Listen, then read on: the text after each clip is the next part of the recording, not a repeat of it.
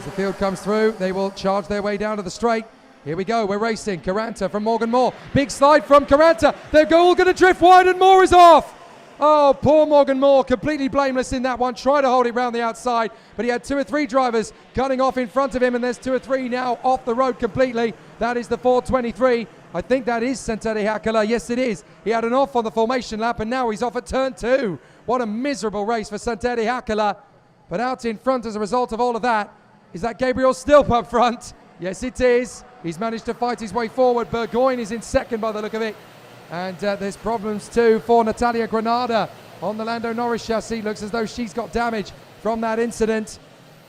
So it's already been a bit of a tough week for the Granada siblings, but unfortunately both Mark and Natalia really struggling so far this week. And now they come through the final bend to end the lap, and Gabriel Stilp has the upper hand here in front of Harry Burgoyne Jr. And in third place, that looks to me like Riccardo Cirelli. There's Santeri Hakala, very unfortunate walking away.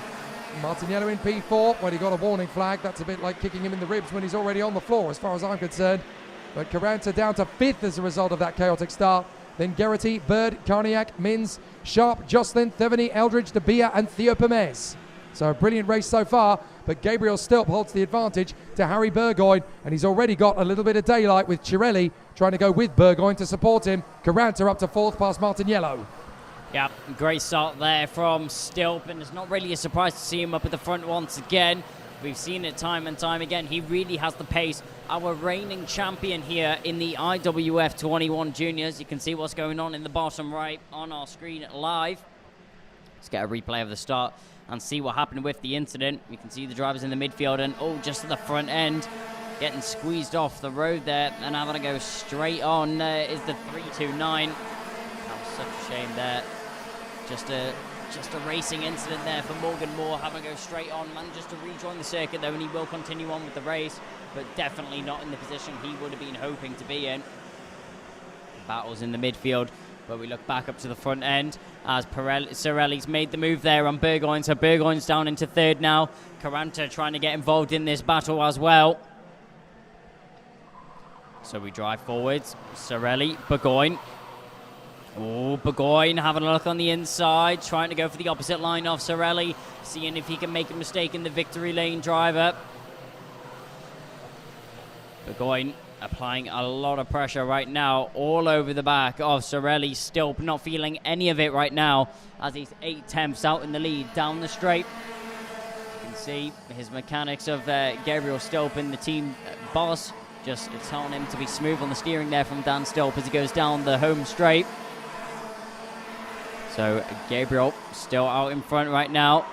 If you're looking behind, the train is really starting to form now. Cirelli, Burgoyne, Caranta, and Martiniello all getting involved in this one. Geraghty, if he starts to put on the burners just a little bit, I think it won't be long before we see him get involved in this battle as well. So a 4, nearly 5 car train, all chasing down the back of the Croc Promotions driver of Gabriel Stilp. What a season it has been for him.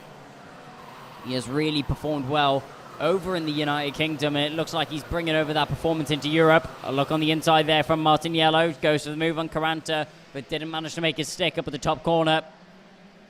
So we go on to the straight once again. Still down the straight, head down from Cirelli as well, as he's trying to break the air. Now half a second is what separates Cirelli and Stilp. Over the last couple of laps, the packing behind, just being able to pull down a couple of attempts separating them and Stilp. So let's keep an eye on this battle. Henry Jocelyn sets the fastest lap there, currently in 10th position. The 380 for Mick Barrett Racing. He's been up at the front in Europe before. He's just not having the weekend he would have been hoping for. Disappointing qualifying, especially in his books. We know that he has the pace to be battling up at the front end, but just can't quite get the performance that he would have been hoping for this weekend. Warning flag there going out to the 404 of Oskari Mikkola. Oskari Mikkola not really in the battle right now, currently in 15th position. So not quite sure what that would have been for. Haven't seen any incidents on the circuit either. So a warning flag that must have been there for track limits, most likely on the exit of turn 2. Many warning flags we have seen being handed out this morning most likely the majority of them being handed out for track limits. Track limits is something that the drivers have had to be keeping on top of over the course of this weekend. There's definitely a challenge that they need to be posing, keep it in the back of their mind. Henry Jocelyn says the fastest lap once again, really picking up the pace in P9 right now as he picks up one position there as he makes his way past Carniac in 10th position. 55.596 is now the time that's been set there by what is going to be Jocelyn. Just a 10th and a half off that time right now is still out in the lead of the race. Currently a fastest sector 1 goes the way of Caranta, fastest sector 2 goes the way of Burgoyne. So all the drivers trying to catch on to the back of Stilp in the lead right now are all setting purple sectors. A look over the shoulder there from Stilp, and now he's starting to get worried as they are arriving onto the back of the Croc Promotions driver. Only 3 tenths is now what separates Stilp and Sorelli. Sorelli looks to the inside there. Was he going defensive from Burgoyne, or was he trying to look for a move on Stilp? We'll have to wait and see. The 419 has been doing a good job out in front, but Burgoyne has set the fastest lap that time round, the 427 with a 55.491. So Burgoyne might be wanting to get himself into second position, might be wanting to make the move out there on Sorelli and be the driver to catch and chase down onto the back of Gabriel Stilp.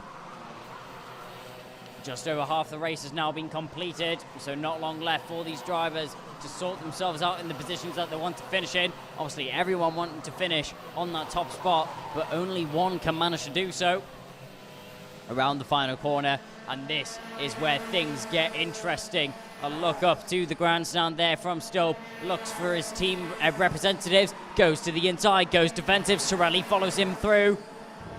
Didn't think about going for the opposite line, or might have even opened the door there for Burgoyne to get down the inside and get himself up a position. But everything just about staying the same right now. Jules Caranta picking up the fastest lap that time round as he chases down and catches onto the back of Burgoyne right now. Had a little bit of a gap back to these 3 drivers, but manages to cut that down. Let's keep an eye on the 357 as they now go through the carousel. Caranta, fastest driver on track at the moment. Is he going to think of going for the move for 3rd position on Burgoyne? Burgoyne checks over his shoulder, and so does Caranta in a domino effect to look over to see Martin Yellow a couple of attempts in behind. Any battling starts to unfold, and Martin Yellow is right on the back of this group, and he's going to be in contention for a fight as well. You could see glued nose to tail right there was Sorelli and Burgoyne as they go down the home straight. Burgoyne working with Sorelli, trying to catch onto the back of Stilp and get within overtaking range of the Croc Promotions driver out in front. Gabriel Stilp, he's got nerves of steel right now out in the front of the race. What a race he is having right now. Many drivers would fall victim to the pressure and maybe even seize up in the lead, not knowing what to do and where to put the car. But Gabriel Stilp, not one mistake has been made just yet. Sorelli opts for the tighter line there through the carousel hairpin, but it doesn't really gain him much time. Stilp now going defensive, middle of the track, covers off Sorelli. Sorelli following him like it looks like imitation out there on the field right now. Wherever Stilp goes, so does Sorelli. Down the home straight we go once again.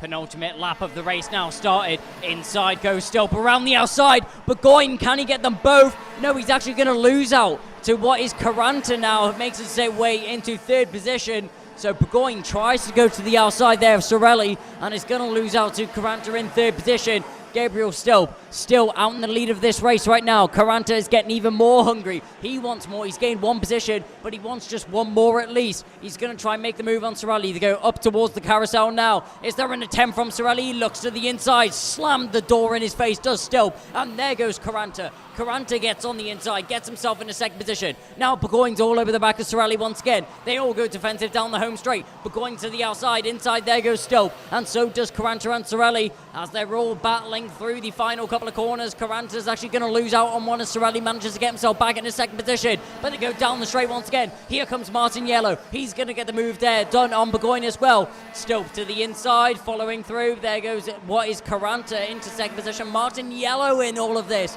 has managed to get himself into 3rd position, all the way down from 5th. This is the final lap of the race and it's all kicking off. Cirelli seemed to have some kind of problem there coming out of the final turn. He suddenly lost a massive amount of ground, and look, he's gone down to 5th position now. I wonder if Cirelli's got an issue. Maybe the reeds have gone or something along those lines, because he suddenly dropped a long way back. He was in P2, but as a result of all of that melee, Gabriel Stilp has managed to get himself just enough daylight over Gilles Caranta and Hugo Martiniello to be safe and sound and to be comfortable all the way to the finish line. So that was a very tight race again between these boys, but it's always going to be very tight at the front end. On this occasion, though, Gabriel Stilp has delivered when he needed to, and he's withheld his position. So he comes through. Gabriel Stilp gets the job done. Gilles Caranta in second from Martiniello, Burgoyne and Cirelli, who looks to me as though he's quite lucky to have come through in fifth position at all. So Cirelli there in P5. Geraghty, Jocelyn, Bird, Mins and Carniac in the top 10. Great battles all the way to the finish line as everybody trying to finish off in fine style. But certainly for Gabriel Stilp, he continues on what is already a very strong weekend and a very strong bid for this IWF title that he won last year. He would dearly love to become the first Junior X30 driver to win it 2 years in a row. Nobody has currently managed to do it. But it has been a really exciting situation for all of the contenders. They've been very, very closely matched, but so far so good. So it'll be a very exciting end to a very exciting week for Gabriel Stilp, but he's definitely going at it the right way to put himself in the best possible position for the final. He said earlier this week, I was not really expecting to win it last year. This year, we are prepared and we are ready. It's going to be a really exciting scenario for them. So it is Gabriel Stilp who takes the win from Gilles Caranta and Hugo Martiniello, then Harry Junior Burgoyne and Riccardo Cirelli from Cian Geraghty and Henry Jocelyn, Lewis Bird and Sebastian Mins from Matis Carniac and Hayden Eldridge, Aston Sharp, Rafael Devaney, Andre Dabia and Manolis Liarakis. From 16th place, it is Morgan Moore, who fought back beautifully after his run off the road in turn 1. Tibor Ramakers and Theo Bames from Jules Van Hoel and Oskari Mikola. Oliver Hedegaard and Dino Carlson in front of Chiara Batig and Vasilis Apostolidis. Then Caden Higgins and Enzo Petraza. Tom Martinez from Amanda Salinen. Then Michael Pemsing and Victor Poulsen. And then we have Elias Hogsted as the only other finisher. Giulio Marando, Natalia Granada and Santeri Hakala were all retirements from a very frustrating race. There were some big moments in that one though, in qualifying Heat B versus E. A few drivers really riding the waves there to try and build up their form all the way throughout. It wasn't easy to see who was going to make the best of it. We'd quite like to see some of those incidents again, and we're going to. So this is off the start. Unfortunately, we didn't get to see what happened really to Santeri Hakala on the formation lap, but we are about to see what happened to him into turn 2. And there you go. You've got 2 or 3 drivers on the inside line trying to make the overtake. Morgan Moore got spat out there. He had absolutely nowhere to go. And by the time he recovered, there were several drivers already off the road. That's the 242 recovering back into position. Oh, no, sorry, the 342.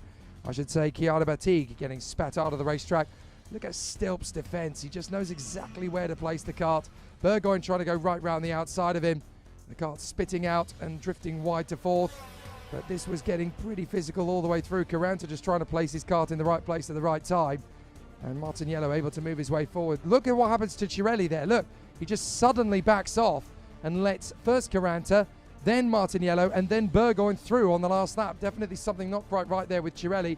Why would you concede second place to drop it down to 5th so early in the week? It doesn't make any sense at all unless he had some kind of mechanical malady with the kart. Well, I can tell you that Santeri Hakala is being recovered on the back of the low loader, and once he recovers and once he returns, we'll be back into the action again for qualifying heat A versus F.